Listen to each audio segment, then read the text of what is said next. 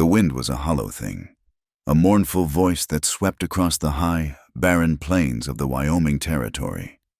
It carried the smell of dust and the bitter promise of a snow that would kill, not cleanse. The sun was a dying ember, bleeding orange and purple into the bruised clouds that hung low over the western hills. Below them, nestled in a fold of dead grass and rock, sat a small, solitary cabin. It looked less like a home and more like a final argument against the vast, empty land. Elias Burke saw her when she was still a quarter-mile off, a dark smudge moving unsteadily against the dying light. He stopped his work, his axe held loose in one hand, his body tense. He had been splitting the last of the dry pine, stacking it against the cabin's western wall, a fortress against the coming cold. Strangers were rare. Strangers on foot were trouble. He watched her stumble, fall to one knee, and rise again, pushing forward with a terrible, mechanical will. She was not a threat, he realized. She was an ending. Clara Whitmore saw the cabin and the man beside it, solid and dark as the chimney stone. He was her last hope. The last 20 miles had been a blur of pain, her feet cracked and bleeding inside boots worn through to the sock. The hunger had passed, replaced by a cold, floating emptiness. She had nothing left, no farm, no husband, no child, just a name ruined by whispers and a grief so heavy it had crushed her lungs, making every breath a chore. She stopped 10 feet from him. Her lungs burned. She could not feel her hands. He said nothing. His face was weathered, carved from the same hard land he worked, his eyes a flat gray under the brim of a worn hat. He did not move, did not welcome her, did not warn her off. He just waited. Clara's body trembled, not from the cold, but from the finality of the act.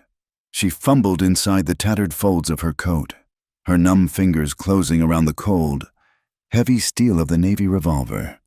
It had been Arthur's, the one thing he had not gambled away, the one thing she had salvaged before the bank took the farm. She pulled it out, her arms shaking so violently she could barely lift it. She did not point it at him. She held it out, the butt of the gun offered to him. Her voice was a dry rasp, broken by the wind. "Please." Elias's eyes narrowed, his hand tightened on the axe handle. This was a trick, a desperate thief, or worse, someone gone mad from the emptiness. "Drop it," he commanded, his voice low and rough. "No." She shook her head. A violent, small movement. Tears she did not know she had left froze on her cheeks. "Please, I cannot, you must." She tried to push the gun toward him. Stumbling a step, "Please, sir, end my pain. I am begging you." He stared at her. The wind whipped her thin hair across her face, revealing the hollows of her cheeks, the grime, the chapped lips. But it was her eyes that held him. He had seen that look before, in the smoke and mud outside Petersburg. He had seen it in the faces of men who had lost too much, who were already dead but had forgotten to tell their bodies. It was not madness. It was not a trick. It was a request, sincere and terrible. His shoulders, tense and ready for violence, fell. He let the axe drop softly to the ground. He looked at the pistol, then back at her face. He saw the abyss she was staring into, an abyss he knew well. He had lived on its edge for 10 years. Elias shook his head, a slow, final gesture. He did not take the gun. He stepped to the side, pushing open the cabin's rough plank door. A rectangle of faint, warm light spilled onto the frozen dirt. "Come inside," he said. The words did not register. Clara stared at him, her mind unable to process the refusal. "No, you don't understand. You must. I have nothing." "The storm will be here in an hour," he said, his voice flat, ignoring her plea. "You'll be dead by morning." "But not the way you want." He had offered her shelter, not death. The contradiction was too much. The last thread of her will snapped.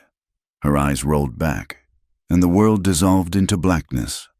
She crumpled to the ground, a heap of damp wool and despair, the revolver falling from her limp fingers into the dust. Elias watched her fall.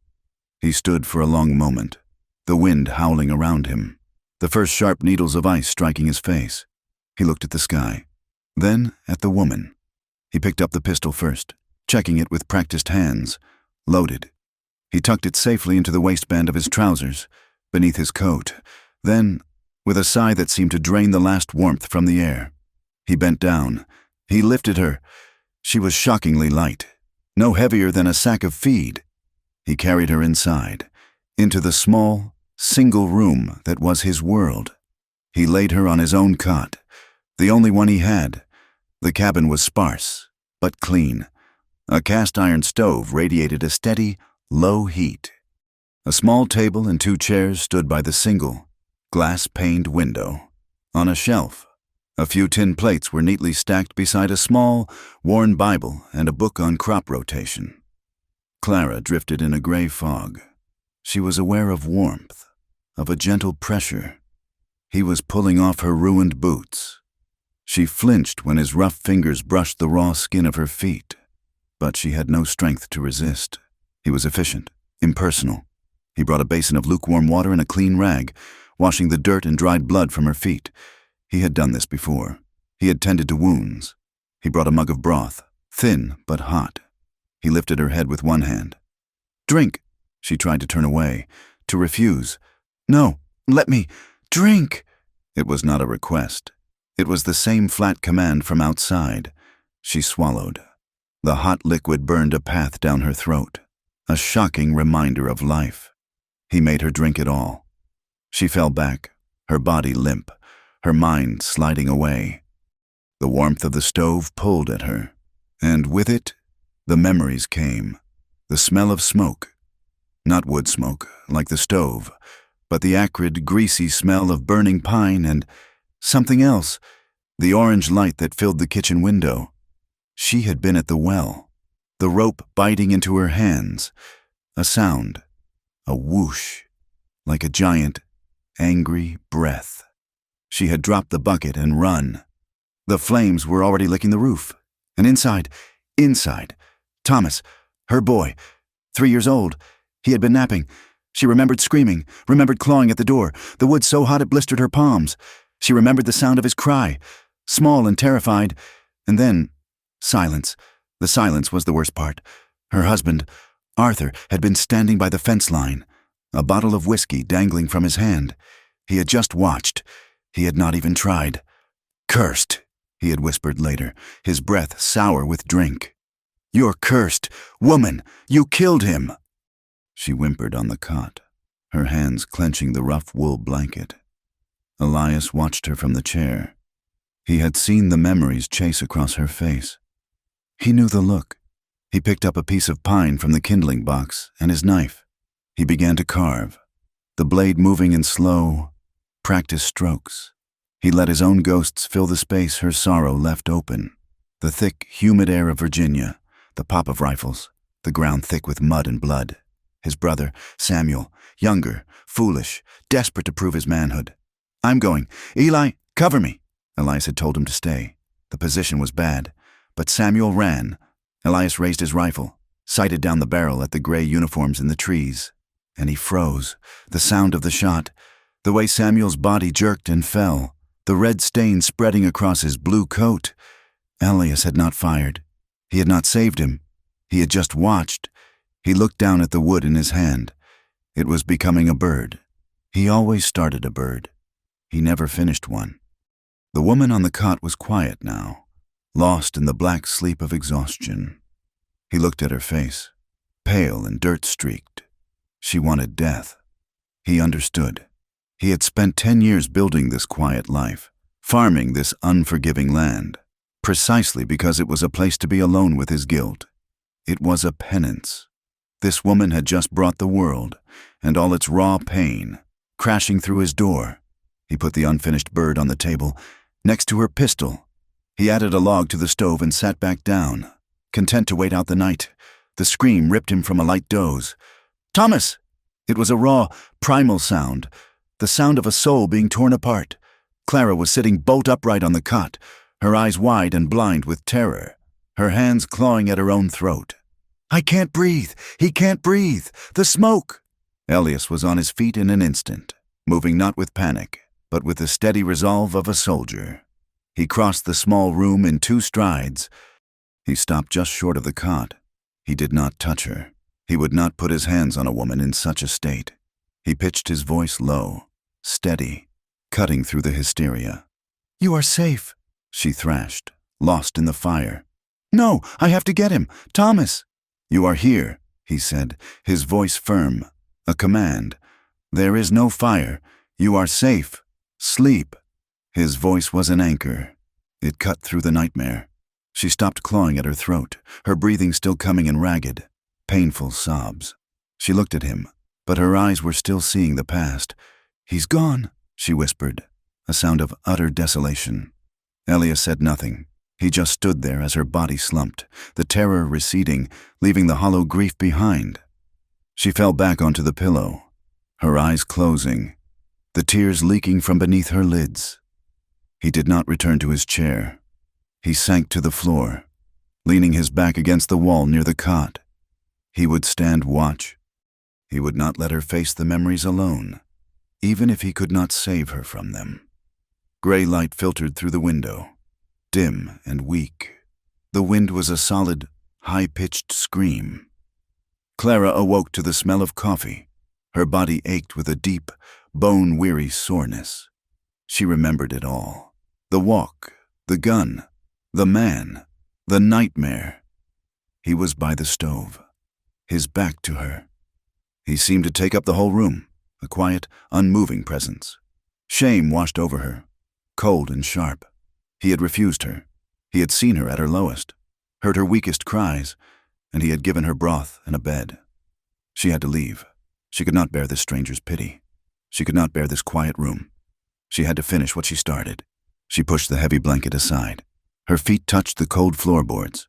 She winced. They were clean, but tender. She used the cot to pull herself up. She stood. The cabin spun. The floorboards rushed up. The light went gray, and a roaring filled her ears. He was there before she hit the ground. He caught her, his arm locking around her waist, surprisingly strong. He lifted her as easily as he had the night before and deposited her back on the cot. She was breathless, her body trembling with weakness and humiliation. "Let me go," she whispered, her voice fierce. He stepped back, giving her space. He went to the stove and poured a black liquid into a tin mug, then added a spoonful of water from the bucket. He handed it to her. "Drink." She wanted to throw it at him. Instead, her shaking hand took it. She drank. It was bitter, hot. He turned and looked out the window. The glass was opaque with frost. Outside, the world was a churning, invisible white. "The wind is up," he said, his voice flat. "It's a whiteout. You won't make it 10 feet from the door." He looked back at her. His gray eyes held no pity, no judgment, no kindness. They were just steady. "You try to leave, you'll be dead by noon. You'll freeze, blind, in that wind. It won't be the clean death you're looking for." He gestured to the pot on the stove. "There's oatmeal, and I've got food for one. It'll be tight for 2, but I won't see a person freeze." He put his hat on his head and pulled on a heavy sheepskin coat. "Stay. Eat. Get your strength." He paused, his hand on the door latch. "When you can stand. When you can walk steady to that door and open it yourself. You can go wherever you want. No judgment from me." He looked at her one last time. "But I will not do your work for you." He opened the door. The wind tore into the room, a physical blow of ice and noise. He leaned into it and vanished, pulling the door shut behind him with a solid, final thud. Clara sat alone on the cot, the tin mug warm in her hands. The cabin was silent, save for the roar of the storm. It was a howl that matched the one inside her. She looked at the door. He had offered her a choice, live or die. But he had forced her to be the one to choose. She ate the oatmeal. It was thick and coarse, flavored only with salt, but it was hot. She ate every bit. For 3 days, the wind did not stop. They were trapped. The quiet man who had buried himself alive, and the woman who wanted to be buried. They moved around each other in the tiny space like ghosts. He would go out for hours to tend his mule and chickens in the lean-to. and return covered in ice. His face raw, he would sit and mend his tack, his hands sure and practiced. She sat. She watched the fire. She slept. She woke from nightmares. But she did not scream again. She would open her eyes, and in the dark, she would see his shadow, sitting in the chair or on the floor by the wall, always awake, always watching. He never asked her name. She never asked his. They were two lines of grief, running parallel, trapped together in the roaring, white silence. The world outside the cabin was a great, white silence. The wind had died, leaving an emptiness that felt louder than the storm. For 4 days, they had existed in that small, dim room, suspended in time. On the 5th morning, Elias opened the door and the light that flooded in was sharp, brilliant, and blinding. It reflected off a landscape buried in 5 feet of snow. He spent the day digging. He dug a path from the door to the woodpile, and then a long, deep trench to the lean-to where his mule and 3 chickens had survived in cramped, cold darkness. Clara watched from the doorway, wrapped in his spare blanket. She felt the gnawing ache of uselessness. He worked without pause, his movements economical and powerful, his breath pluming in the frigid air. He was a machine built for survival. She was a burden waiting to die. When he finally came inside, the sun already dipping low, he did not look at her. He nodded his thanks as she ladled a bowl of the thin rabbit stew he had cooked the night before. She could not bear it. She had to earn the stew. The next day, she began. While he was outside, clearing snow from the lean-to roof, she took the worn broom from the corner. She swept the floor, gathering the tracked-in snow and dirt. She found a rag and wiped the small table. She washed the 2 mugs, the 2 bowls, and the pot, using the water he had melted. She learned his life through his belongings. It was a life of harsh order. There was no clutter. His axe, his knife, his rifle, his tools for mending tack. Each was cleaned and stored in a precise location. His few tins of beans and sacks of flour were stacked in a way that mice could not easily reach. His clothes, what few he had, were folded on a single shelf. This was not a home. It was a fortification, a place where one man held the line against chaos. When he entered the cabin, he stopped. He looked at the clean floor, the tidy table. He looked at her.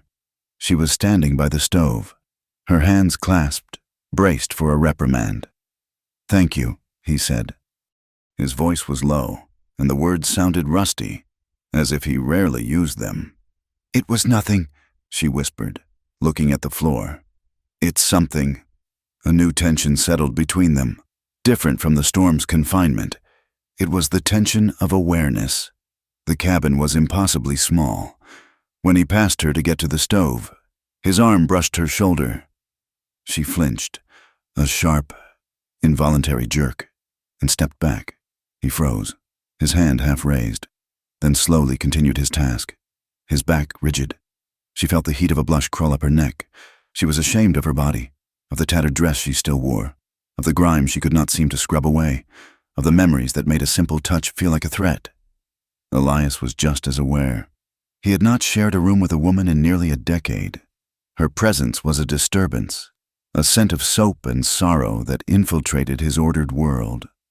He found himself watching her hands, small and chapped, as she rebandaged her own feet with the clean rags he had given her. He saw the curve of her neck when she bent her head. He was affected, and it angered him. He hid it under a wall of polite, distant silence. Weeks passed.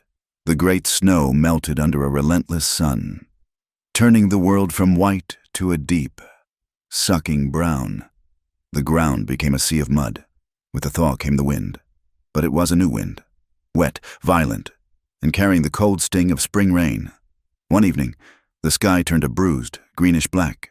The wind rose to a shriek, and the rain began to fall, not as drops, or even as sheets, but as a solid, horizontal force. Elias stood at the window, staring toward the lean-to. "The roof," he said, more to himself than to her. "It won't hold." He grabbed his coat and was out the door in an instant.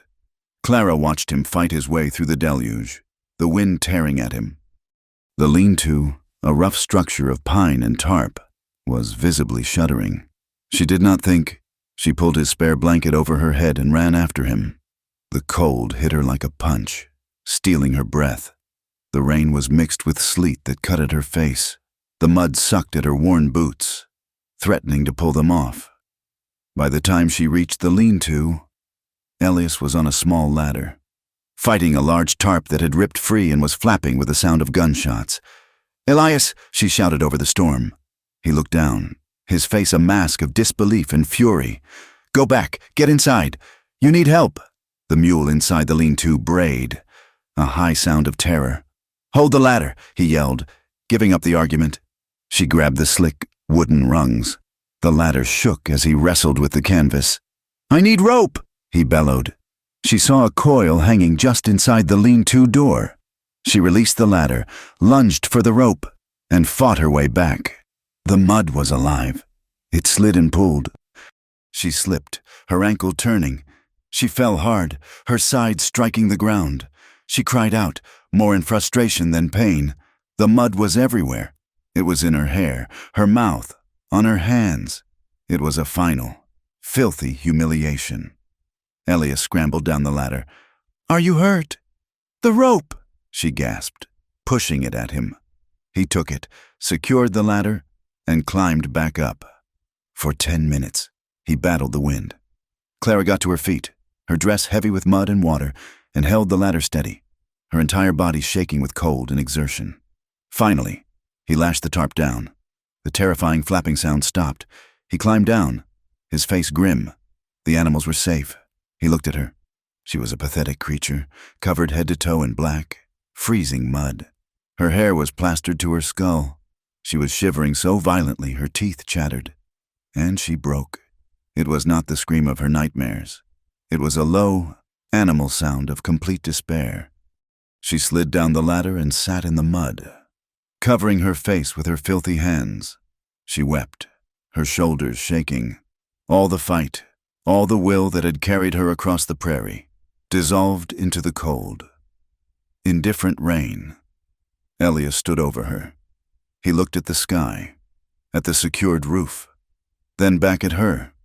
He had comforted dying men. He had held his brother as the life bled out of him. He knew this kind of brokenness. He knelt. He did not try to lift her. He put his large, calloused hand on her trembling shoulder. The touch was firm, solid. It was not gentle, not soft, but it was there. "It's all right," he said, his voice rough against the wind. "It's done. We're safe." He stayed there, kneeling in the mud with her, his hand on her shoulder, until the worst of the sobs quieted into ragged, gasping breaths. "Can you stand?" She nodded, unable to speak. He rose, then pulled her to her feet.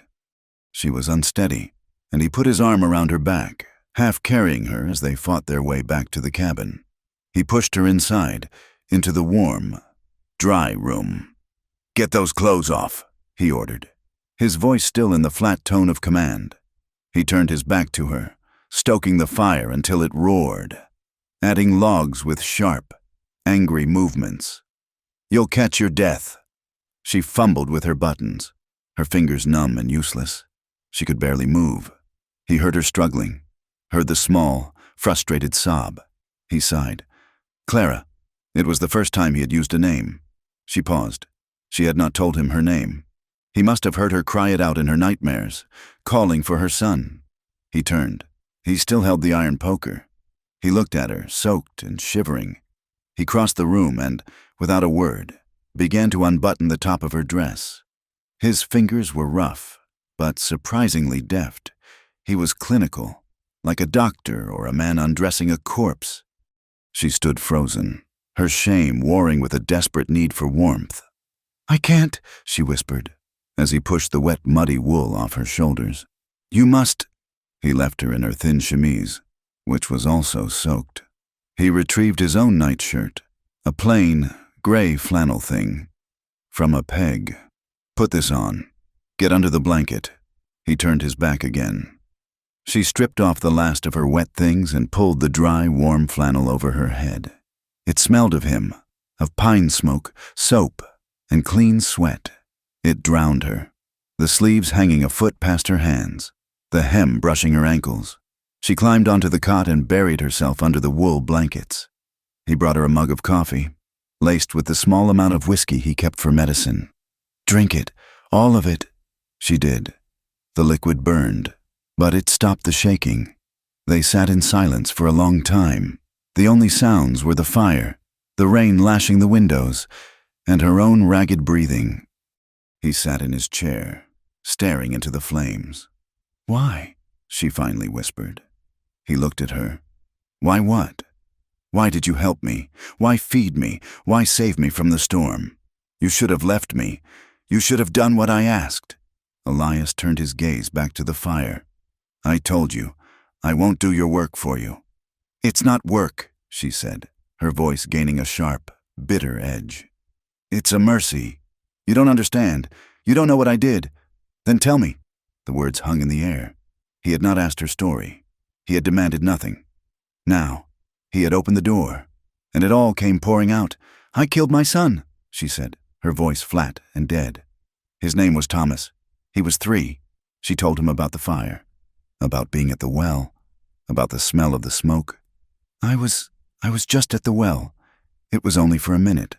The rope was stiff, but the fire was so fast." Her hands clenched the blanket. "I heard him cry. I tried to get to the door. It was too hot. I couldn't. I just stood there and I let him burn." She paused, waiting for his judgment. He said nothing. He just listened, his face carved from shadow. "My husband, Arthur, he was drunk. He watched. He told everyone I did it, that I was careless, cursed. The women in town, they looked at me. They would cross the street. They'd whisper, 'That's the woman who let her boy burn.' They stopped selling me supplies. They wanted me gone. Arthur, he drank himself into the grave, gambled the farm away. When he died, the bank took the house. I had nothing. I am nothing." She was crying again, but the tears were hot and angry, not cold and broken. "So you see, you are feeding a monster. You are sheltering a woman who killed her own child. When I came here, I just wanted it to be over. I wanted the guilt to stop." The cabin was silent. Elias did not move for a full minute. He looked from the fire to his own hands, resting on his knees. "I was at Petersburg," he said, his voice so quiet she had to strain to hear him. "The last push. We were in the trenches for weeks. Mud and death." He stopped, swallowed. "My brother, Samuel, he was with my regiment, younger than me. He always wanted to prove something. He said he was going over the wall. I told him to stay. I told him it was a fool's move. He didn't listen. He just smiled and said, 'Watch me, Eli.' He went up the ladder, and I saw the rifleman, in a tree line. I had a clear shot. I raised my rifle." Elias stared at his hands. "I didn't shoot. I just froze.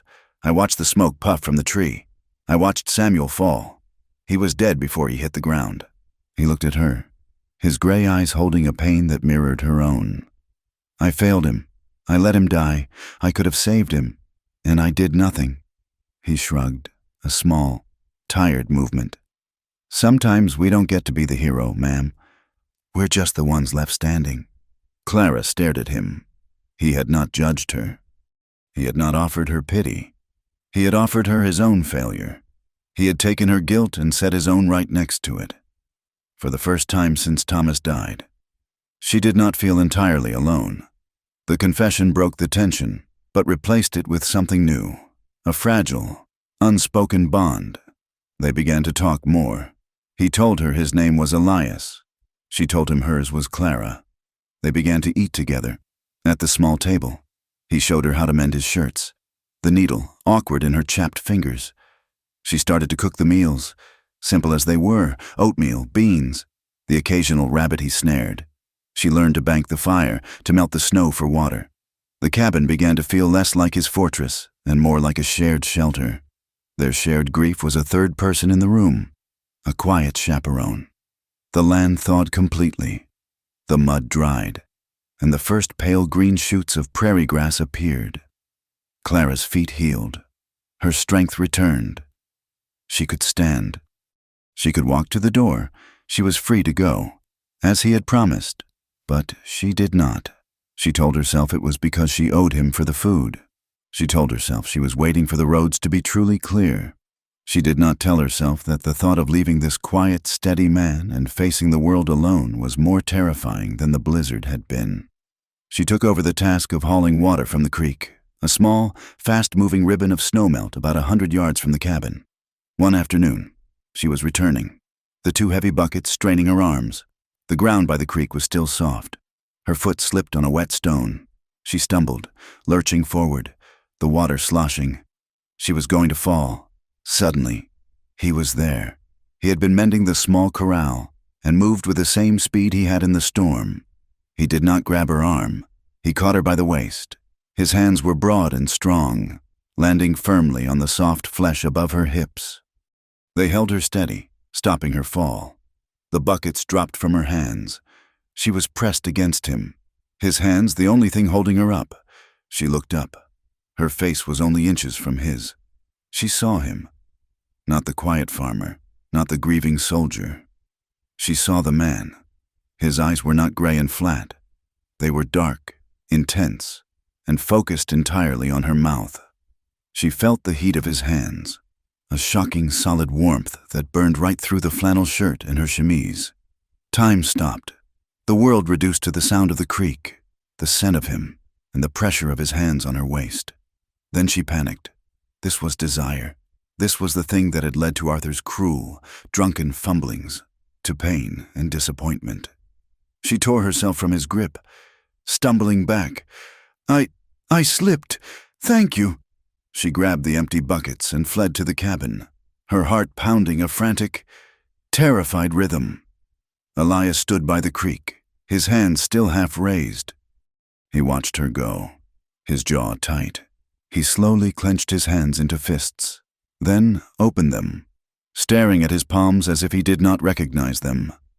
That night, Clara lay on the cot, her back to the room, pretending to be asleep. She could not stop feeling his hands. She ran her own fingers over her waist, where his had been. His touch had been protective, firm. It had not been cruel. It had not been selfish. It had been strong. She thought of Arthur. His touch had always been a precursor to a demand, clumsy and sour. Before that, her father's touch was a rare, absent pat. Elias's touch had been real. She remembered how long it had been, how long since anyone had touched her without causing pain. A wave of profound, aching loneliness washed over her. She thought she had buried this. She thought this part of her was as dead as her son.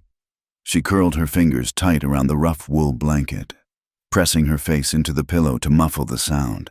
She cried, not for Thomas, not for the fire. She cried for the woman she had been, and for the terrifying, unwanted stirring of life in a part of her she had thought was a tomb. In the chair, Elias sat in the dark. He heard the small, choked sounds. He heard her silent tears. He knew, as surely as he knew his own guilt, that he was the cause of them. He knew the moment at the creek had broken their truce of grief. He wanted to go to her, to put his hand on her shoulder as he had in the storm. But he knew, instinctively, that that hand was not the one she needed, and the one she did need, he was not allowed to offer. He said nothing. He pulled his knife from its sheath on his belt and picked up a piece of pine from the kindling box. He sat up all night, his back to her, his shoulders a rigid line of defense. He sat and he carved, letting the blade shave away the wood, imposing order on the new and terrible chaos that had entered his world. The land changed. It was not a gentle arrival. Spring in the high territory did not ease in. It fought the winter for every inch of ground. The snow retreated in dirty, stubborn patches, surrendering to a sun that finally had some heat in it. The creek, which had been a frozen trickle, became a brown, roaring torrent, carrying ice and dead branches with it. The mud firmed up, and the first tentative blades of green pricked the brown earth. Clara stayed. She had been able to walk for weeks. She had the strength to leave, but the promise he had made, that she could go when she was steady, had become a question she did not want to answer. Where would she go? The world beyond this small, harsh farm held nothing for her but the whispers of her past and the faces of her accusers. Here, there was silence, there was work, and there was Elias.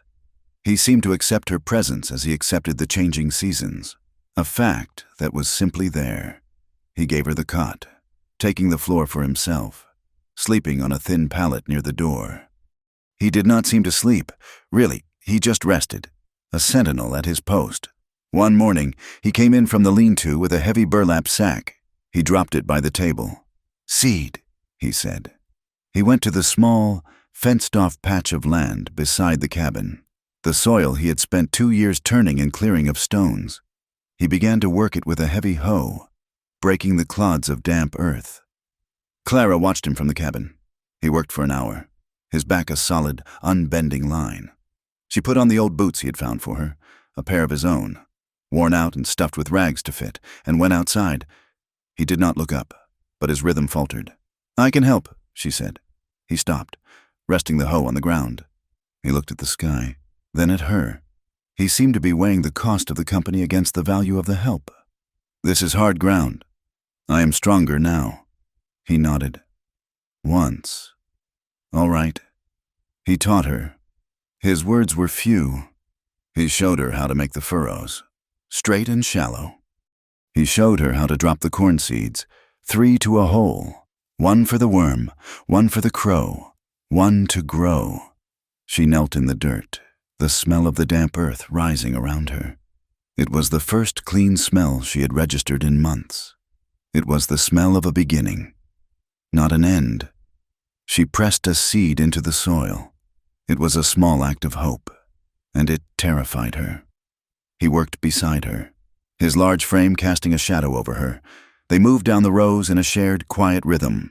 His mule, Silas, tied to the fence, let out a loud, obnoxious bray. The mule wanted his oats, and he was impatient. Clara, startled, sat back on her heels. "He sounds like Preacher Gideon before a sermon." The words were out before she could stop them. She clapped a hand over her mouth, her eyes wide with fear. She had spoken ill of a man of God.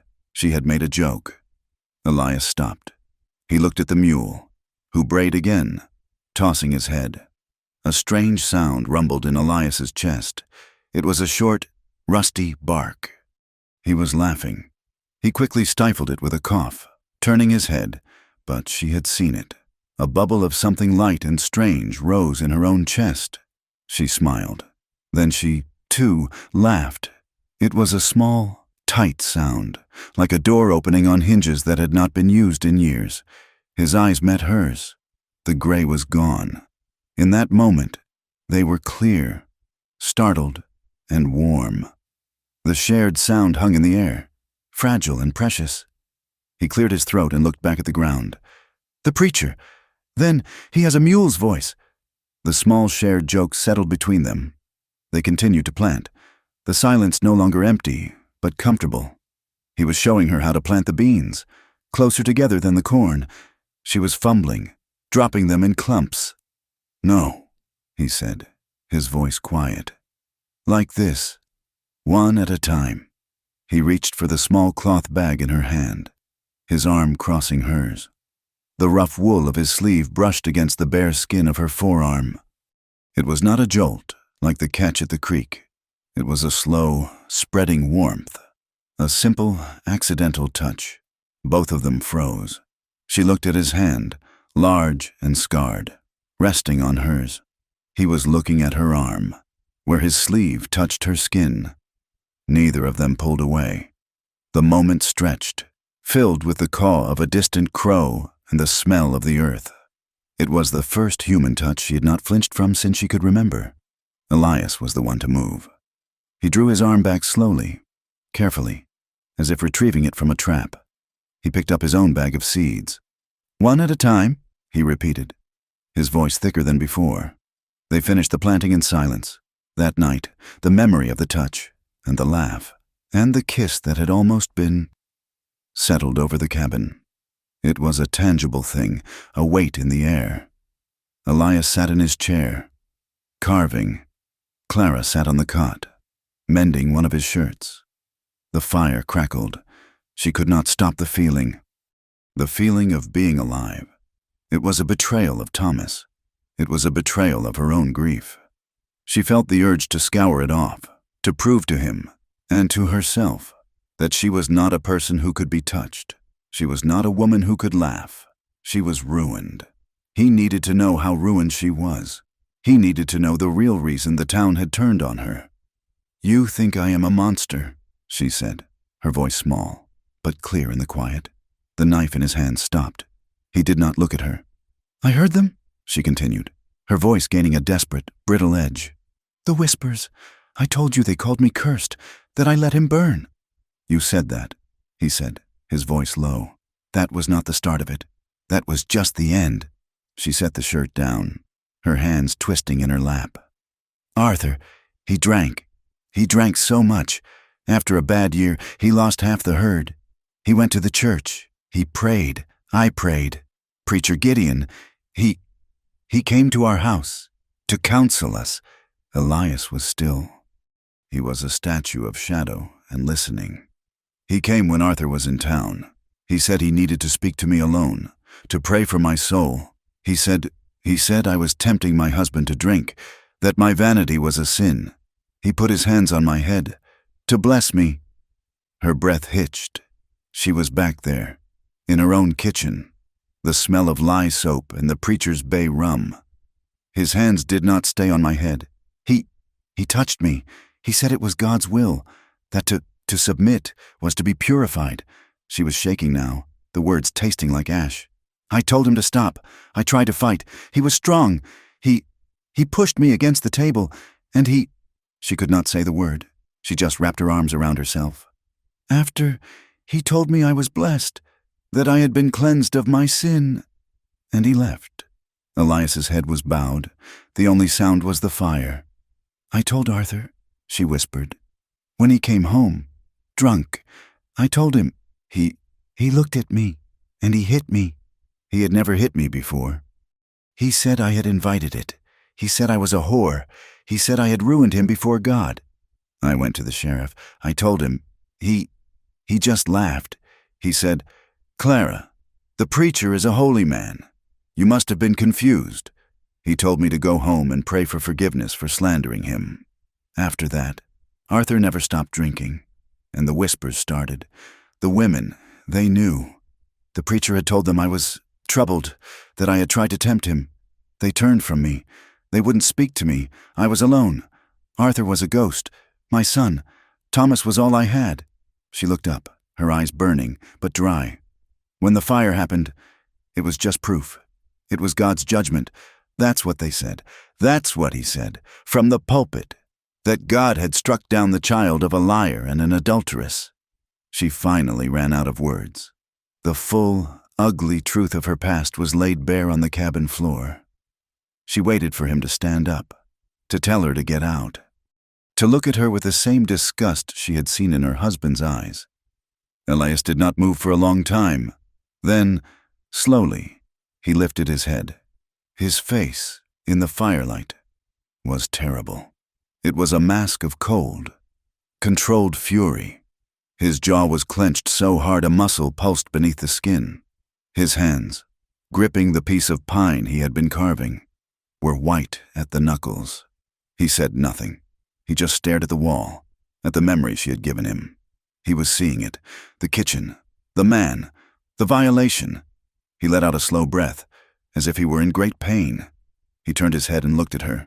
His eyes were black with a rage she had never seen. It was not a rage directed at her.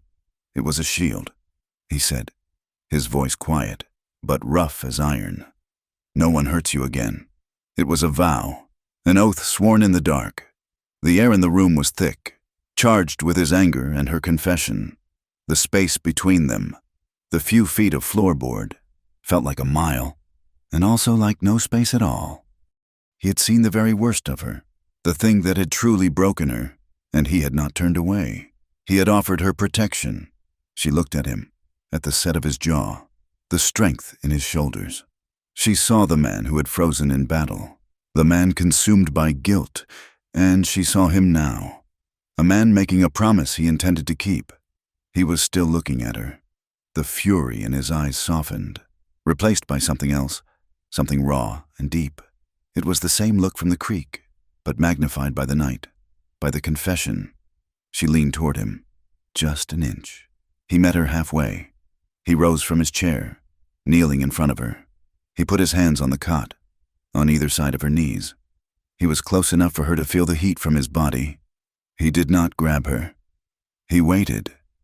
She lifted a trembling hand and laid it on his shoulder. It was the first time she had willingly touched him. That was all the answer he needed. He leaned in and pressed his mouth to hers. It was not a gentle kiss. It was hesitant at first, a brief, questioning touch of lips, dry and chapped. But she did not pull away. She let out a small, broken sound, and her fingers gripped his shirt. The kiss deepened. It was raw, desperate. It was full of grief and loneliness, of the fire and the mud and the snow. It was a kiss of two people who had forgotten what it felt in to be alive, and were suddenly, terrifyingly, reminded. It was all the unspoken words, all the shared silence of the past months. It tasted of salt, of her tears, of the smoke from the fire. His hand came up, burying itself in her hair, holding her head as he kissed her. It was a hungry, angry, sorrowful kiss. It was too much. It was a flood, and she was drowning. Clara tore her mouth from his, gasping, her body trembling violently. She looked at him, terrified. The kiss had been a release, but it had also opened a door to a room she had nailed shut, a room full of desire. And desire, for her, was pain. Elias's breath was ragged. He looked at her, his eyes dark, his face stricken. He saw her fear. He saw the tremor. He did not push. He did not demand more. Instead, he moved his hand from her hair and simply pulled her forward. He wrapped his arms around her, pulling her off the cot and against his chest. He held her. He just held her. His arms a strong, solid cage around her, his chin resting on the top of her head. He let her tremble. He held her tight, as if he could absorb the shaking into his own body. He said nothing. He just held her close, protecting her from the very thing they had just unlocked. The next morning, Clara was a ghost. She rose before the sun, her movements stiff and silent. She would not look at him. She was polite, distant, her voice a flat monotone when she spoke. "The coffee is ready." She was terrified. The kiss had woken her body, and she hated it. Desire was the preacher's sin. It was Arthur's weapon. It was the thing that had marked her as a whore. To feel it now, for this quiet man who had been kind, felt like the ultimate betrayal. It meant she was what they said she was. Elias watched her. He knew. He had seen that fear in her eyes the night before. He recognized the wall she was building, stone by stone. He respected it. He did not press her. He did not mention the night before. He drank his coffee and went outside, his face grim, leaving her to the safety of the silence she clearly craved. He gave her space. He was splitting wood, the axe rising and falling with a sharp, violent rhythm. When he heard the horse, he stopped, the axe in his hand. A man was riding up the faint track to the cabin. It was not a rider from the territories. It was a farmer. It was Jedediah Davies, a man who ran a small homestead 5 miles down, closer to the town of Redemption Creek. Elias knew him, but not well. Davies was a nervous man, a follower. Davies reined in his horse, staying a safe distance. He nodded at Elias, his eyes shifting nervously toward the cabin, where Clara had vanished inside. "Elias," Davies said, twisting the brim of his hat in his hands. "Mr. Davies? Just in town, for supplies." Elias waited, his hand resting on the axe handle. "Look, Elias, I don't want no trouble. You keep to yourself, and that's your right, but word is out." "What word?" Davies licked his lips. "Word is you've got the Whitmore woman, Clara Whitmore." He glanced at the cabin again. "People are talking, saying it ain't proper." "People can talk," Elias said, his voice flat. "It's more than talk. Preacher Gideon, he's asking after her. He says she's troubled. He says she wandered off in a state of grief madness. He's telling the congregation that she needs to be returned. For her own soul, that she needs the church's care." Inside the cabin, Clara stood pressed against the wall, her hand over her mouth, her blood running cold. She could hear every word through the small, open window. Elias's grip on the axe did not change. He did not raise his voice. He just looked at Davies, his gray eyes as cold and hard as the winter ice. "She is not troubled, Mr. Davies, and she is not lost." His voice was quiet, but it carried absolute finality. "She is free. She stays here as long as she wishes. You can tell the preacher that." Davies flinched. He was a man caught between two forces, and he clearly recognized the one in front of him was the more immediate. He saw the line in Elias's shoulders, the steady, unblinking gaze. This was not a man to be argued with. I'm just passing the word. Elias, he's a powerful man. The preacher, just be careful." Davies wheeled his horse around, eager to be gone. He kicked the horse into a trot and did not look back. Elias watched him go. He stood there for a full minute, the axe still in his hand, staring at the empty prairie where the preacher's threat now hung. That night, the cabin was suffocating. The threat was inside with them. Clara was pale, her face a mask of old, familiar guilt. She had done it again. She had brought her poison to a safe place. She had tainted him. She was a curse. Just as Arthur had said, Preacher Gideon would not stop. He would send men. He would ruin this quiet, good man, just as he had ruined her. She could not let that happen. She waited. She lay on the cot, her breathing even, pretending to be asleep. She listened as Elias moved about the cabin, banking the fire, checking the door. She heard him settle into his chair, the slight creak of the wood as he leaned back. She waited for hours. The moon rose, casting a pale, silver rectangle across the floor. She heard his breathing deepen. Not sleep, but the deep, resting state he entered. Slowly, silently. She rose from the cot. She gathered her few things. There was almost nothing. Just the clothes she wore, the flannel shirt he had given her. She folded the blanket he had given her. She would take that. She was stronger now. She could walk. She would go north, where no one knew her name. She padded, barefoot, across the cold floor. She reached the door. Her hand was on the wooden latch. "Where are you going?" The voice came from the dark. She froze, her back to him. He was not asleep. He was sitting in the chair, a dark shape against the dying glow of the embers. She turned, her hand still on the latch. "You heard him?" Her voice was a broken whisper. "You heard Mr. Davies? He's looking for me. That man, Preacher Gideon, he won't stop." She clutched the blanket to her chest. I will not bring this on you. You saved me. You were kind. I will not be the reason he comes here. I will not be the reason you are hurt." He stood up. He uncoiled from the chair, a tall shadow that blocked the faint light. He crossed the room and stood in front of her, blocking the door. He did not look angry. He looked tired. He reached out, not to touch her, but to take the blanket from her hands. "You don't owe me anything, Clara," he said, his voice low and soft.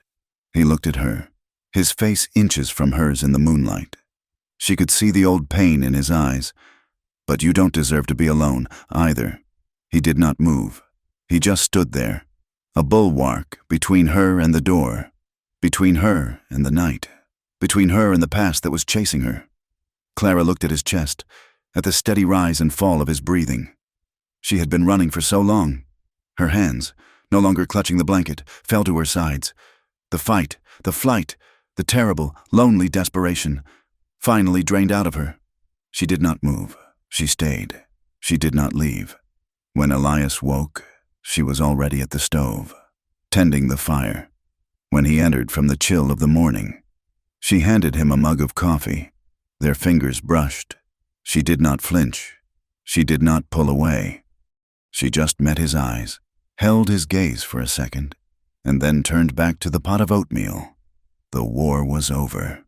The truce had begun. They found a new rhythm, one that was not built on grief and necessity, but on shared purpose. The cabin, once his fortress of solitude, became their shared space. He no longer slept in his chair. He kept his pallet by the door.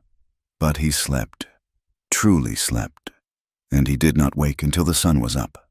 Their intimacy was a quiet, fragile thing, built in the spaces between words.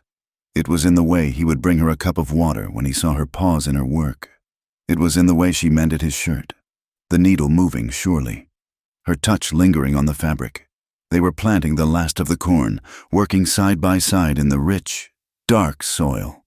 A stray strand of her hair, still long, blew across her face. She tried to swipe it away with her dirt-covered hand, but only made it worse. Leaving a streak of mud on her cheek, he stopped. He reached out, his calloused fingers surprisingly gentle, and tucked the strand behind her ear. His thumb brushed the mud on her cheek. "You missed," he said, his voice a low rumble. She looked up at him, her breath catching. His face was close. She saw the lines at the corners of his eyes, the gray in his stubble. She did not move. A small smile touched his mouth. She smiled back. It was a language without words. It was the simmer of a pot left too long on the fire, a heat that was building, unspoken, in the small, shared room. They were acutely aware of each other. The brush of an arm in the narrow space by the stove, the shared blanket by the fire on a cold night, the way his eyes would follow her as she moved. The air was thick with things unsaid, with needs that had been buried so long they had almost been forgotten. One night, a week later, the cabin was still. The fire had burned down to glowing embers, casting a deep, red light. Elias sat in his chair, but he was not carving. He was watching her. Clara was on the cot, running a brush through her hair, the long, repetitive strokes a calming sound in the quiet. She stopped, her hand pausing mid-air. She could feel his gaze. She looked at him.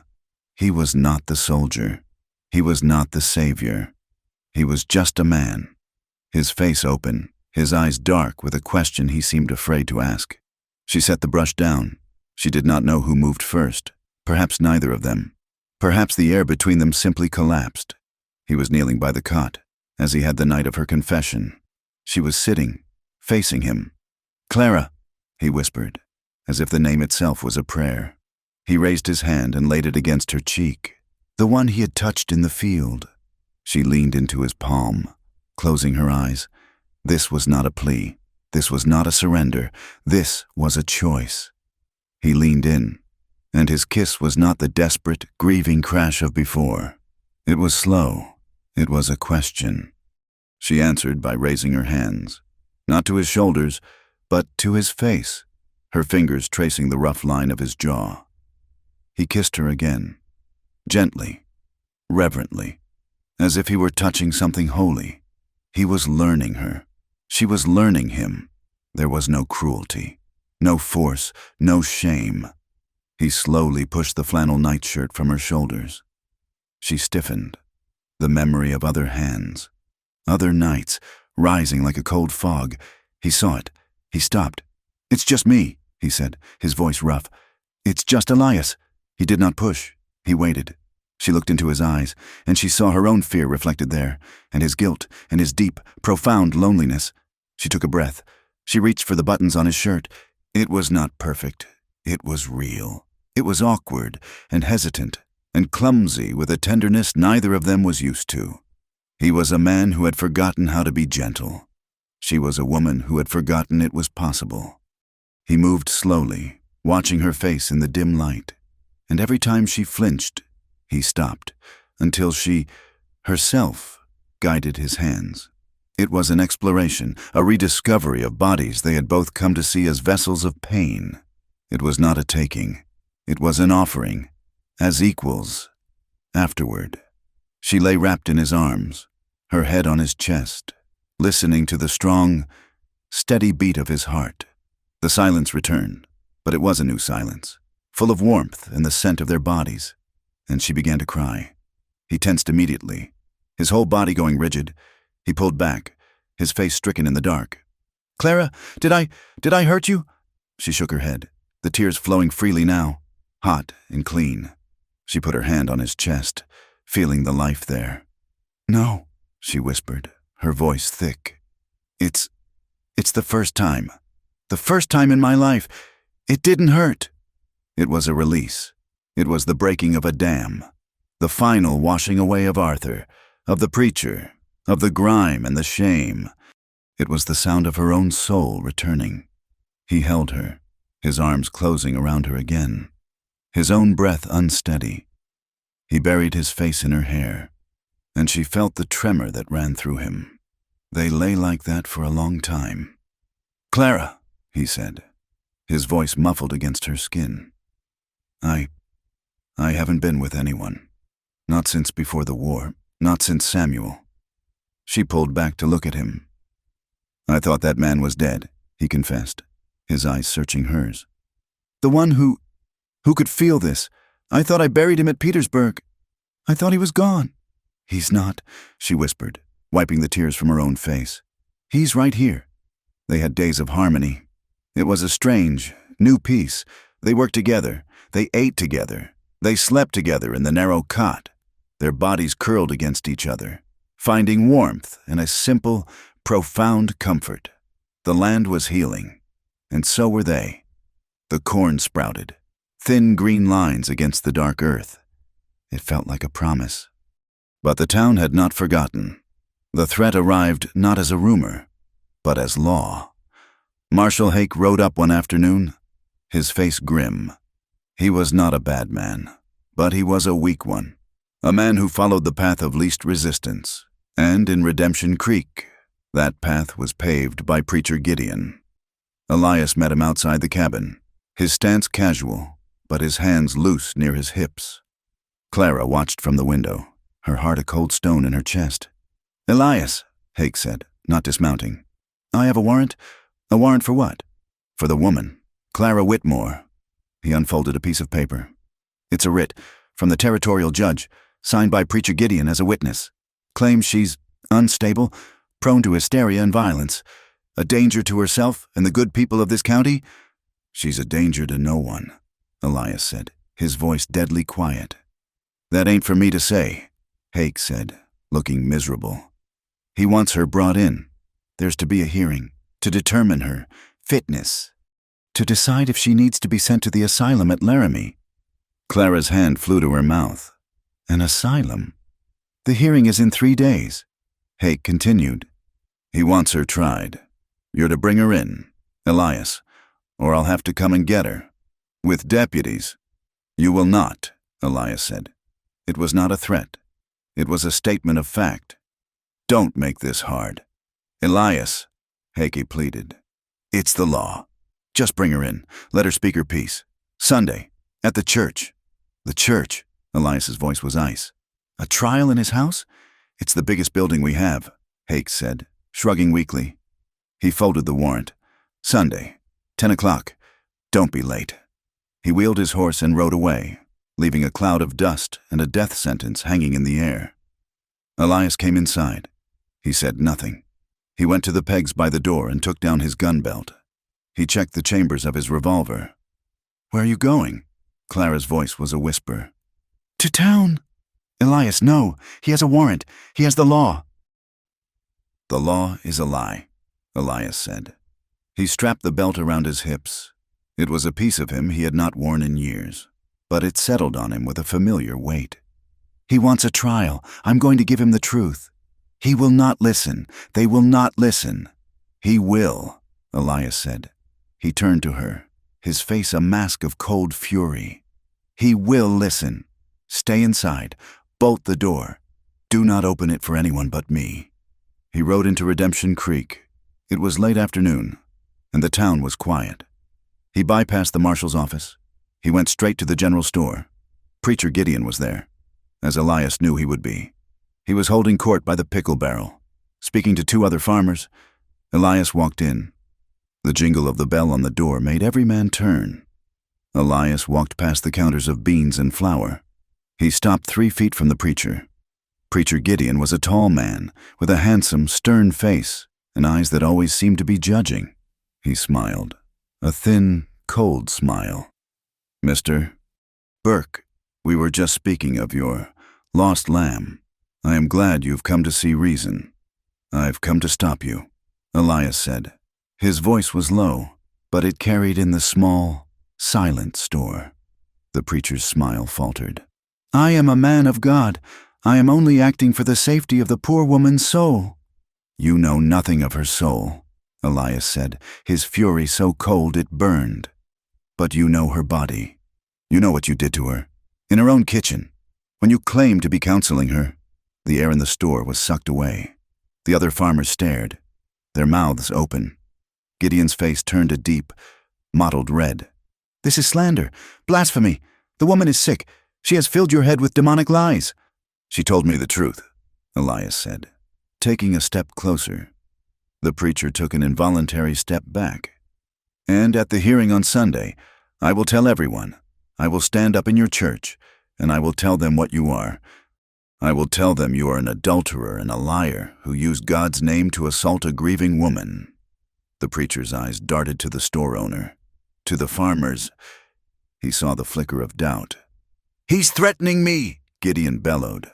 Marshal, this man is threatening a man of God. Marshal Hake stepped in from the boardwalk, where he had been watching. Elias, that's enough. You've said your piece. Have I? Elias looked at the marshal. Did you know? Did you all know what he did to her? And you let her be called a murderer when her child died? Hake looked down, his face troubled. Elias, I can't. The writ is legal. The hearing will happen. You can say your piece then, but you will not make threats. Go home. Elias looked at the faces. He saw their fear. He saw their weakness. He saw that the preacher's power was absolute. The truth would not be enough. He turned, his back stiff, and walked out of the store. He mounted his horse and rode out of town. He returned to the cabin as dusk was falling. Clara met him at the door. She saw the answer in the grim set of his jaw. It's done, then, she said. It was not a question. He nodded, pulling the tack from his mule. He won't back down. The town is his. They'll send you to Laramie. They won't even listen. He looked at her, his face etched with defeat and a new, terrible fear. We have to run. Clara, tonight, we can pack what we need. We can go north, to the rail line. We can be in Oregon in a month. He was offering her an escape. He was offering to give up his land, his home, his penance. For her. Clara looked past him, at the small field where the green shoots of their corn were pushing toward the sky. She looked at the cabin, the first place she had ever felt safe. She thought of the cold, howling wind she had walked through to get here. She had been running all her life, running from the whispers, running from her husband, running from her grief. She turned and looked at Elias. No. He stared at her. Clara, you don't understand. They will come. They will take you. I understand, she said, and her voice was not the broken whisper he had first heard. It was clear, and it was cold. I am tired of running. A new light came into his eyes, not just love, but respect, a soldier's respect. Then we fight. Then we fight. She agreed. The preparations began. They did not have much time. They'll come on Sunday, he said. After the hearing, when you don't show Hake, and probably a posse, the preacher will make it righteous. I will not be the woman they are coming for, Clara said. She went to his small shaving kit and took his straight razor. She took the shears he used on the mule's mane. She sat on the stool. Cut it. He hesitated. Clara, cut it, she commanded. I cannot fight with this in my eyes. He took the shears. He gathered her long, dark hair in his hand, the hair he had kissed, the hair he had buried his face in. He cut it, the sound of the blades blunt and final. He cut it short, to the nape of her neck, then used the razor to clean the line. She stood up and ran her hands through her shorn hair. She felt lighter.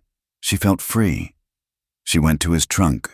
She pulled out his spare pair of trousers and a worn flannel shirt. She changed out of her dress, the last symbol of her old life. The trousers were too large, but she cinched them with a piece of rope. She rolled up the sleeves. She looked different. Not a man, but not the broken woman she had been.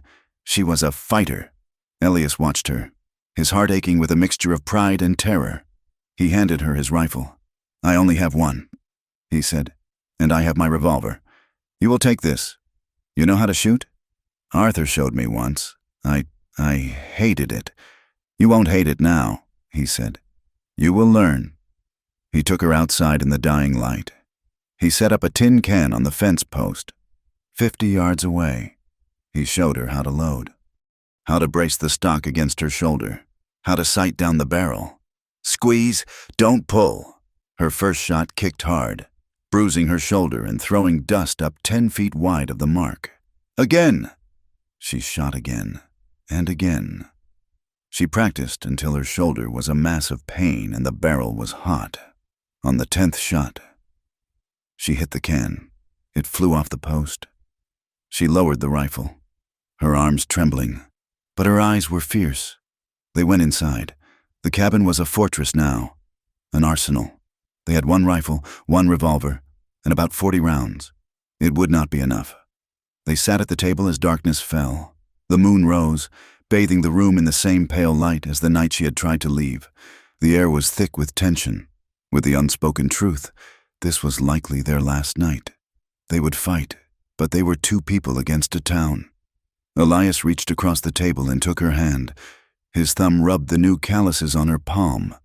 "I am afraid," he whispered, the confession torn from him. "I know," she said, "but I am not anymore. I am just angry." She looked at him, at this man who had offered her a bed, who had listened to her confession, who had taught her to plant, who had shown her that love was not pain. She stood up. She did not release his hand. She pulled him to his feet. He looked at her, questioning. Her face was set, fearless in the moonlight. She did not speak. She let go of his hand and began to unbutton her shirt. This was not the hesitant, reverent healing of before. This was not a question. It was a statement. It was a defiant act against the preacher, against the town, against the death that was coming for them. If she was to die tomorrow, she would die as a whole person, a woman, not a victim. She took his hand again and led him to the cot. This time, it was urgent. It was fearless. It was the desperate, passionate affirmation of life from 2 people standing on the edge of the grave. Desire, no longer a source of shame or fear, consumed them. It was a fire, not of destruction, but of defiance, burning bright and hot against the coming dark. The sun was a sharp, cold blade on the eastern horizon.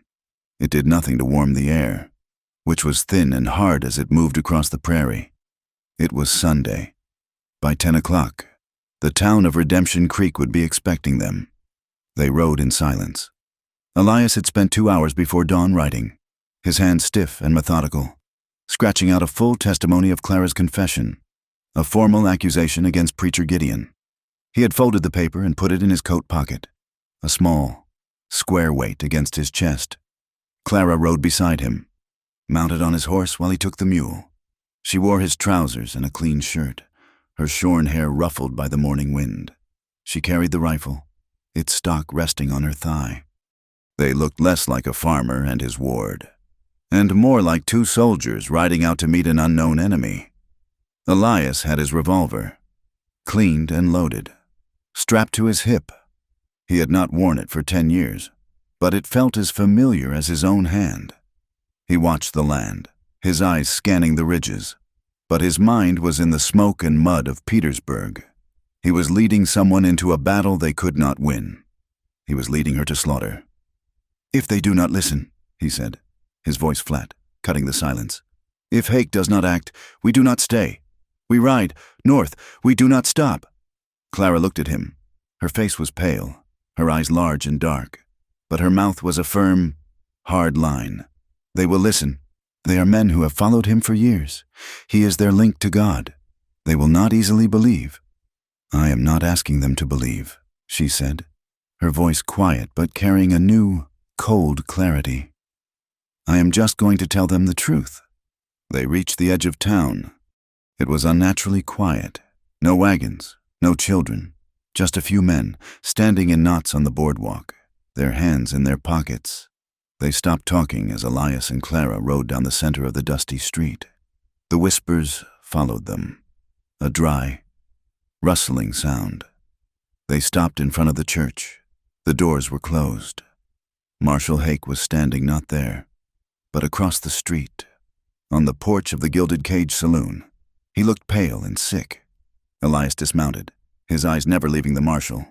He helped Clara down. "Hake," Elias called. "He moved it. Elias," the marshal said, his voice pleading. He gestured to the saloon behind him.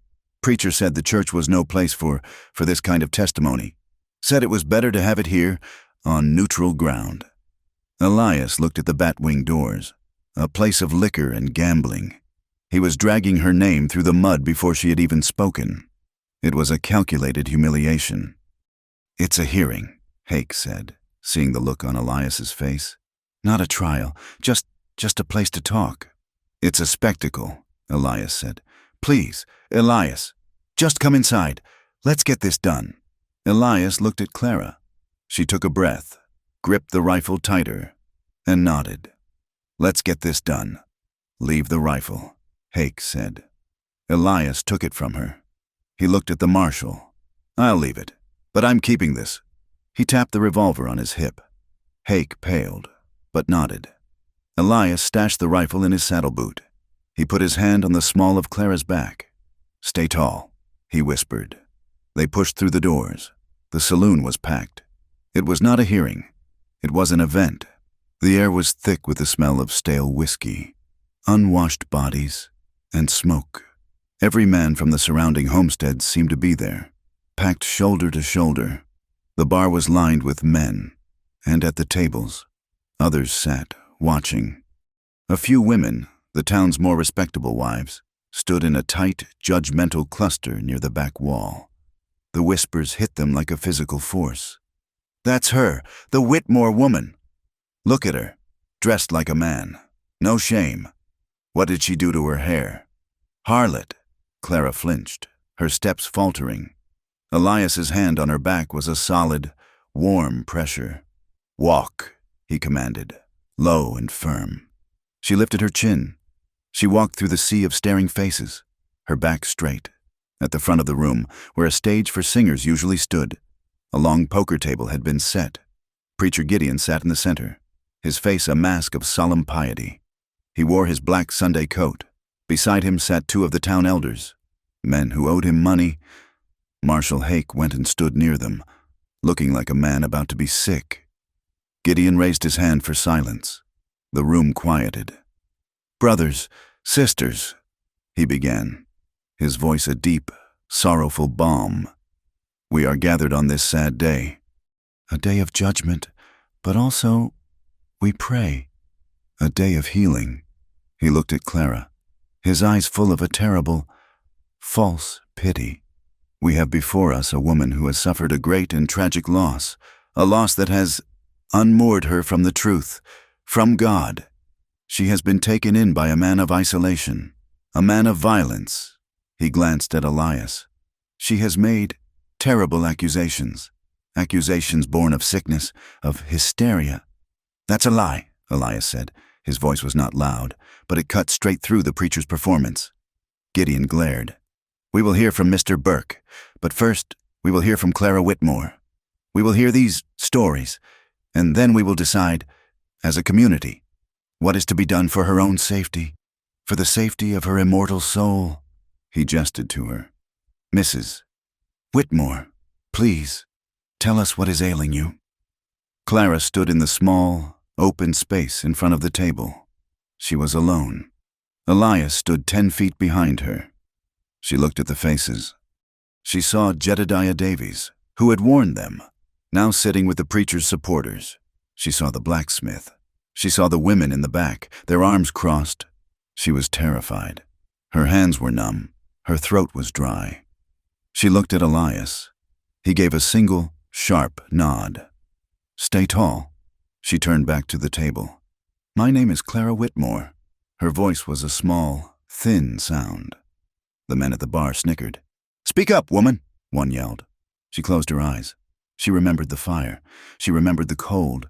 She remembered the feeling of the rifle in her hands. She opened her eyes.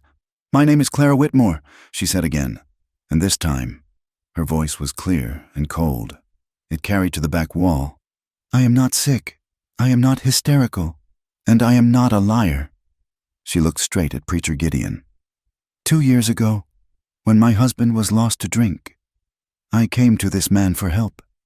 He said he would pray for me." The room was dead silent. "He came to my home. He came when my husband was gone. He told me I was a sinner. He told me my vanity was a sin. He put his hands on me." Gideon, who had been leaning back in his chair, sat up. "Now, Clara, that was a prayer." "He did not pray," Clara said, her voice rising. "He pushed me against my kitchen table. He told me to submit. He said it was God's will to purify me." A collective gasp went through the room. The women in the back uncrossed their arms. "This is filth!" Gideon roared, slamming his hand on the table. "She is unwell! Marshal, stop this!" "Let her finish," Elias called from the back. "I told my husband," Clara continued, the words coming faster. The truth of Flood she could no longer hold. "I told Arthur, and he hit me. He called me a whore. I went to Marshal Hake." She turned and pinned the marshal with her gaze. He flinched, looking at the floor. "I told him what happened. He told me I was confused.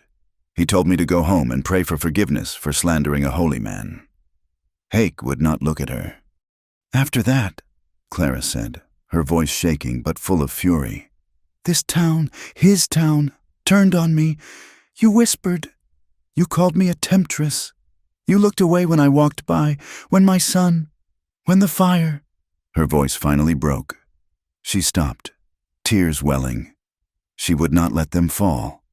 "When the fire took my son, Preacher Gideon stood in his church and called it God's judgment. He called me an adulteress. He said God had struck down my child. He used my grief to hide his own sin. He betrayed me. He betrayed my husband. He betrayed this town. And he betrayed God." She was done. She stood, trembling, but defiant. The silence that followed was heavy, awful. Preacher Gideon rose slowly from his chair. His face was no longer pious. It was a mask of cold, white rage. "This," he said, his voice shaking, "is the poison I warned you of. This is the sickness. This is what happens when a weak woman falls prey to the devil. She has taken a moment of prayer, a moment of pastoral care, and twisted it with her lust. She tempted me, and when I rebuked her, she tried to ruin me, just as she is trying now. She is a danger. She is unstable." He pointed at Elias. "And this man, this killer, he has fed her lies. He has kept her in sin, in his own home. He has turned her from God. She is beyond our help. She must be sent away, where she can be cleansed. For her own good." He was winning. The crowd was nodding. They knew Elias was an outcast. They knew Clara was a pariah. They knew Gideon was their rock. "Marshal," Gideon commanded, "I demand you take this woman into custody." Hake looked at Clara, then at the preacher. He put his hand on his revolver. "No." Elias stepped forward. All eyes turned to him. He walked past Clara, putting himself between her and the table. He was not angry. He was ice. "You will not touch her," he said. "This is the law." "Burke," Gideon spat. "You cannot fight the law." "This is not law," Elias said. He reached inside his coat. He pulled out the testimony he had written and dropped it on the table. "That is her truth." Then he unpinned the medal from his shirt. He held it up. It was a simple, tarnished silver star. He placed it on the table with a heavy, metallic click. The men nearest the table craned their necks. They recognized it. A Medal of Honor. "I fought for 4 years, Elias said, his voice low, but it filled the saloon. "I fought for the Union. I fought for truth. I watched my brother die at Petersburg. I have seen what men do when they have too much power, and I have seen what happens when good men stay silent." He looked directly at Gideon. "I will not let you bury the truth. I will not let you use God's name to hide your crimes. You are a liar. You are a coward, and you are not a man of God." The saloon was breathless. Gideon laughed. A short, ugly sound. A medal? You think a piece of tin means anything here? You are a broken soldier. She is a broken woman. It is my word against yours. A voice came from the back. And mine. Every head turned. Sarah Bishop, the blacksmith's wife, was stepping away from the huddle of women. Her husband, a large, quiet man, tried to grab her arm, but she shook him off. She was weeping, but she walked forward. "Mrs. Bishop?" Gideon said, his confidence faltering for the first time. "He's right," she said, her voice trembling, but loud. What Clara said, it was me, too." The blacksmith's face went white.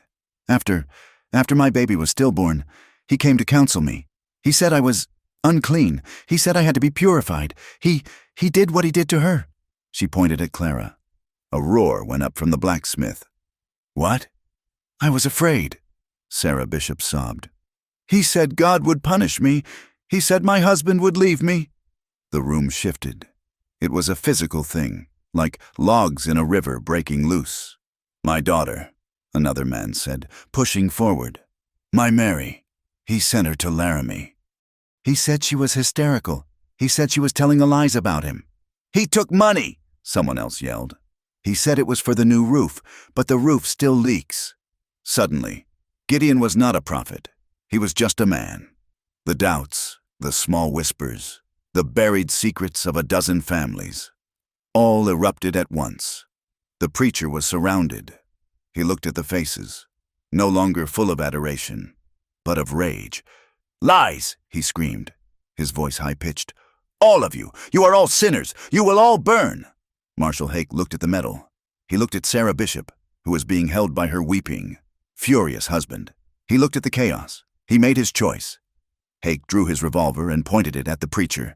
"Preacher Gideon," Hake said, his voice shaking but firm, "you are under arrest for the assault of Sarah Bishop and Clara Whitmore, and for fraud." Gideon stared at the gun, then at the crowd. His face crumpled. He was just a small, terrified man. "I am God's servant. Put your hands behind your back," Hake ordered. As the marshal cuffed him, the saloon erupted. Men were shouting. Women were crying. Elias grabbed Clara's hand. He pushed through the surging crowd, out the batwing doors, and into the clean, bright sunlight. Clara stumbled onto the boardwalk. Her legs gave out. She didn't faint. She just collapsed, sitting on the dusty planks. She put her face in her hands and began to sob. It was a raw, tearing sound, the sound of a wound that had been festering for years finally being lanced. Elias knelt beside her. He did not speak. He just put his arms around her. He pulled her against his chest and held her, his hand stroking her shorn hair. He let her cry. He held her as the years of pain, of guilt, of shame, and of silence poured out of her. He held her for a long, long time. Finally, her sobs quieted. She was breathless, exhausted, but her eyes were clear. He looked down at her, his own face weary, his eyes full of a fierce, gentle love. "It's over," he whispered. It was not over. They rode home in the late afternoon, the journey a mirror of the one that morning. But the tension was gone, replaced by a deep, bone-weary exhaustion. They were quiet, but it was a shared, comfortable peace.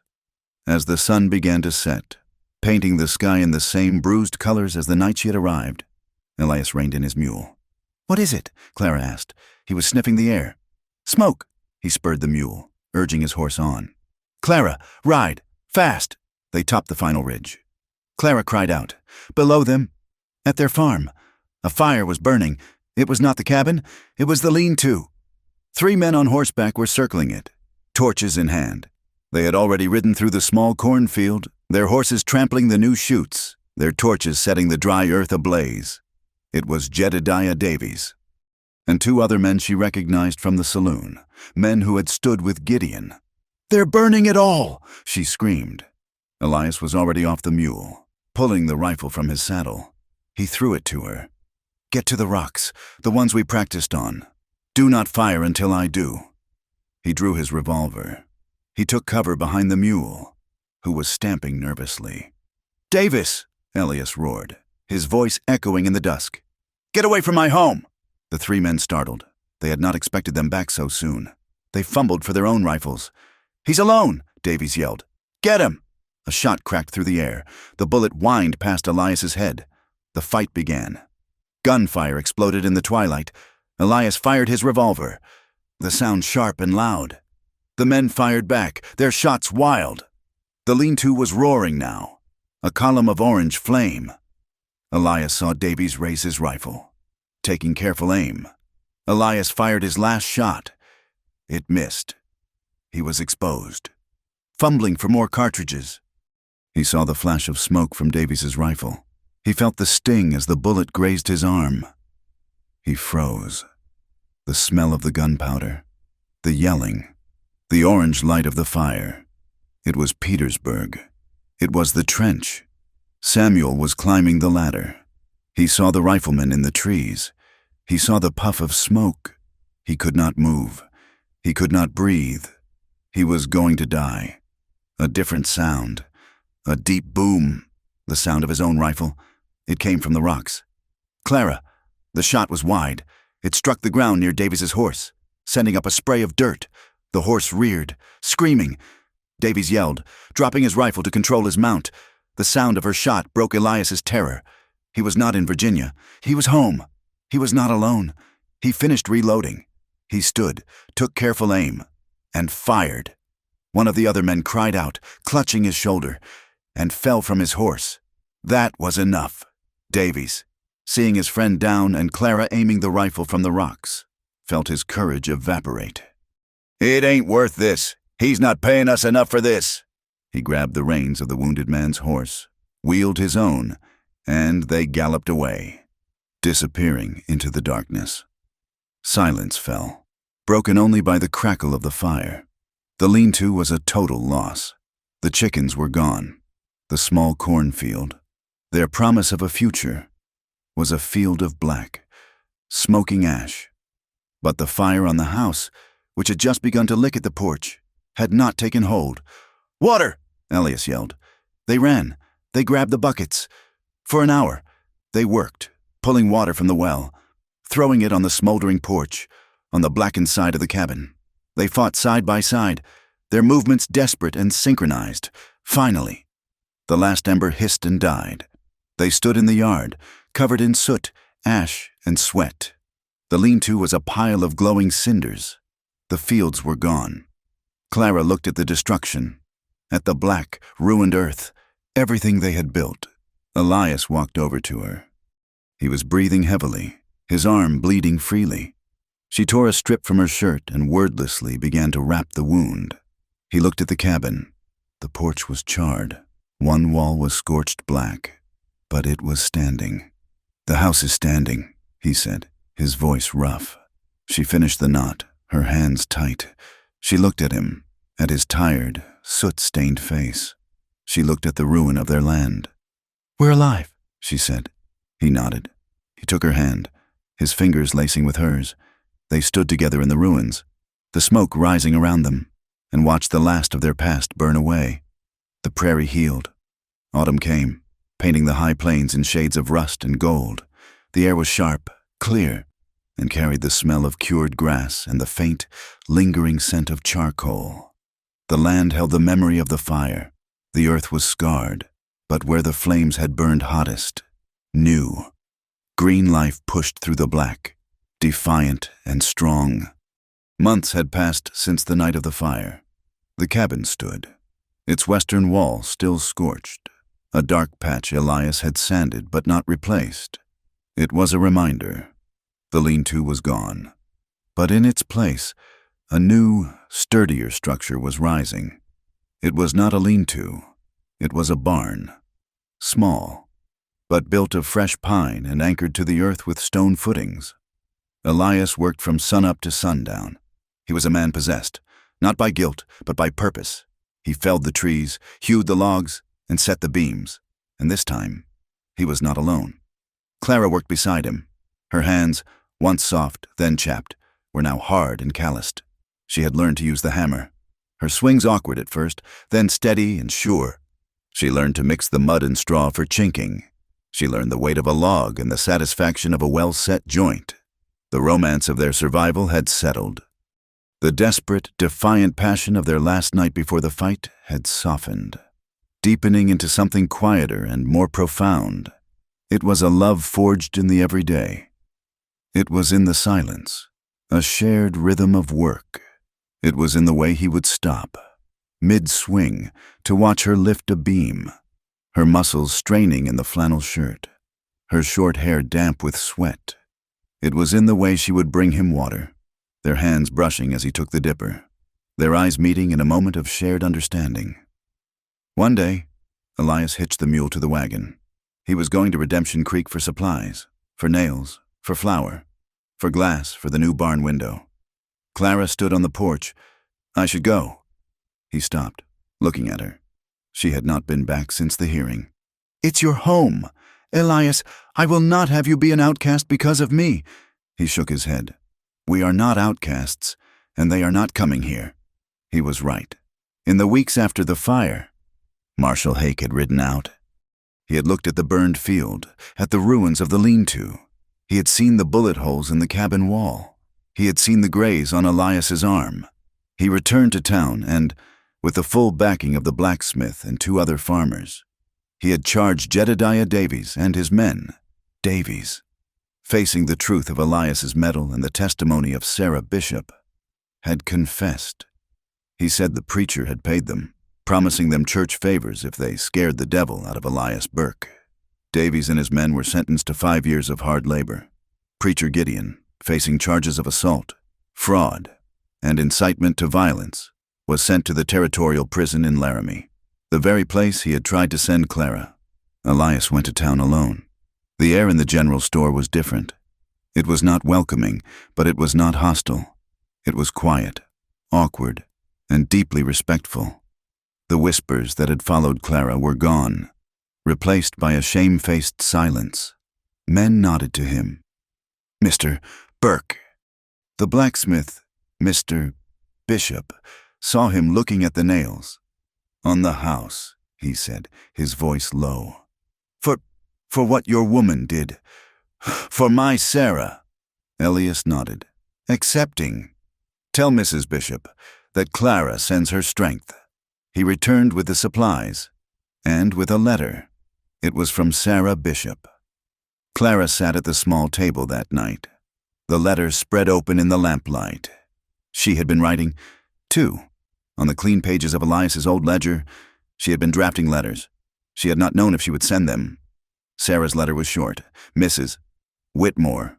It read, "I do not have the words. He said I was alone. You showed me I am not. I will be at the creek crossing, 2 miles north of town, on Saturday. If you would meet me, if you would talk." Clara looked at Elias. He was watching her, his face quiet. "She wants to meet," Clara said, her voice thick. "I will take you," he said. "No, I must go alone, but I will not be alone." She looked down at her own letters. She finished them that night. One for Sarah. One for the wife of the man who had spoken up about his daughter, Mary. One for another woman who had looked at her, during the hearing, with a look of terrified recognition. She was not inviting them to a sewing circle. She was not inviting them to pray. She was inviting them to heal. She wrote of the land, of how it healed from fire. She wrote of the strength in a shared voice. She wrote, simply, "We are not broken. We are just beginning." The field that had been black ash was now tilled. The fire had been a mercy, in a way, burning away the weeds and leaving the soil rich. They had replanted, a late crop of beans and winter wheat. The corn was lost, but the wheat had sprouted, a fine, green fuzz across the dark earth. They worked side by side, clearing the last of the burned stalks, preparing the ground for the winter fallow. It was the end of a long day.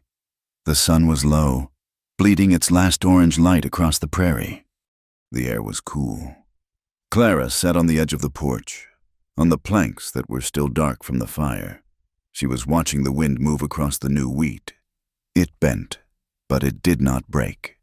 She heard his boot steps on the dirt. Elias sat beside her, not close enough to touch, but close enough to share the same air. He smelled of sweat and soil and pine. They sat in silence for a long time, watching the day end. She was thinking of Thomas. The pain was still there. It would always be there.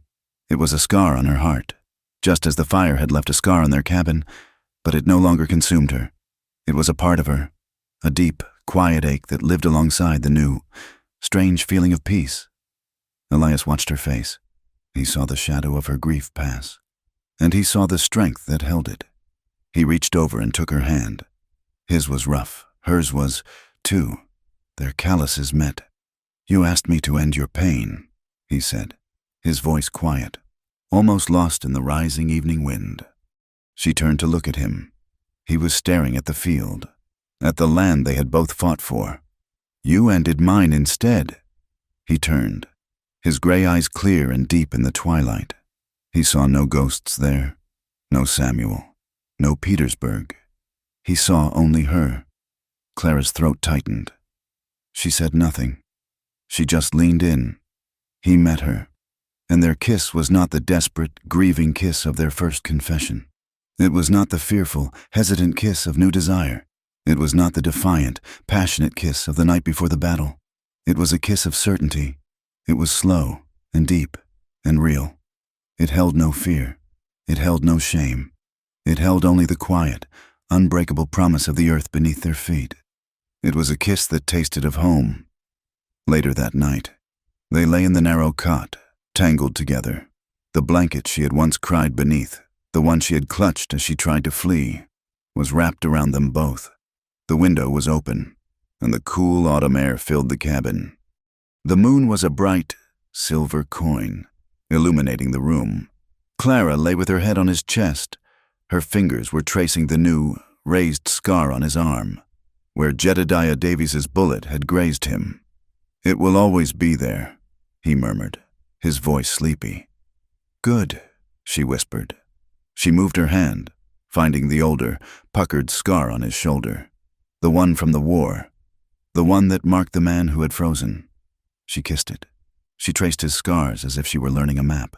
She traced the lines on his face, the old grief in his brow. "We're not broken," she said, her voice soft in the darkness. "Just changed." Elias held her, his arms tightening. He thought of the woman who had staggered to his door, begging for an end. He looked at the woman in his arms, the woman who had faced down a town, who had fought fire, who was writing letters to build a new world. He thought of the man he had been, a ghost living in a fortress of guilt, carving endless unfinished birds. He was a different man now. He was a man who planted fields, who built barns, who loved. He kissed the top of her head. They lay wrapped together, two scarred, changed people, a fortress for each other. Outside, the wind moved over the prairie. It was not a mournful, hollow sound. It was the sound of the tall grass, of the turning earth, of the vast, open land. The prairie sang around them, and in the east, far beyond the darkness, hope was waiting to rise with the sun. Thank you for listening to our story. We would love to know where you are listening from, so please leave a comment. Be sure to subscribe to From Wild West for more stories like this. And please, share your thoughts with us in English.